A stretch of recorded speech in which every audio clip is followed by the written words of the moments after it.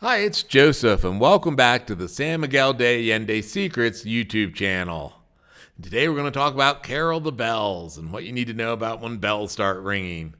As always, in the descriptive box below, there are links to various websites if you need more information, including Amazon.com, that list all the best-selling books in the San Miguel de Allende Secrets book series.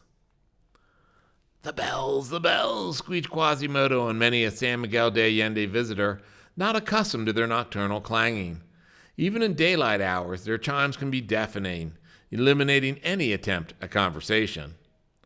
Frequently, tourists ask me to explain the rationale behind the cacophony of sounds, and there is some. Take the church alongside the parochia, for example, pictured there in the upper left-hand corner. Its original bell tower was moved down to the waterworks area of town called El Churro, but now looms over a cultural school for the arts. Its replacement bell tower that we see here has a set pattern to indicate the hour, quarter, half, and quarter of for each hour of the day. Beyond that, it's a bit of a mystery as to when and why they ring, though the intent was to remind residents to come to church.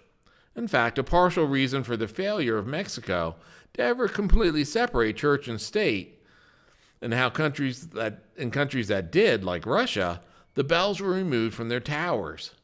Here in Mexico, they were not, so while folks talked about separating off the church from politics, the bells rang all day to remind you to come to church.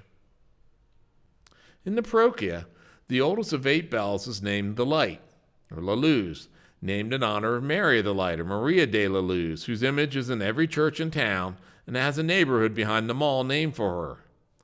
The light was cast in 1732.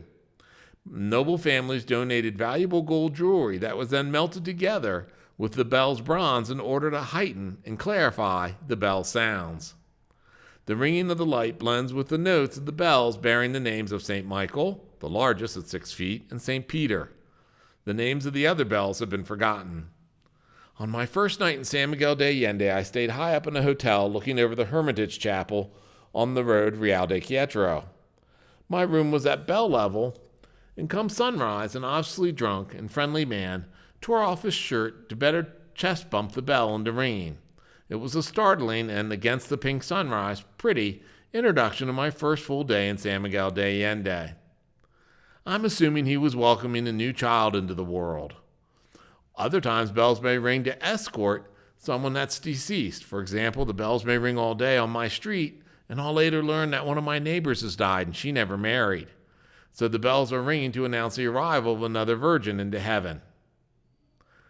By and large, the early morning bells start with the pre-dawn celebration of that day's saint or virgin or festival.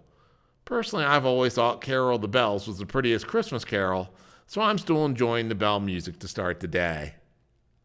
As always, feel free to click the subscribe button below, and you'll get notifications of new videos as they come out here on the YouTube channel dedicated to San Miguel de Allende Secrets.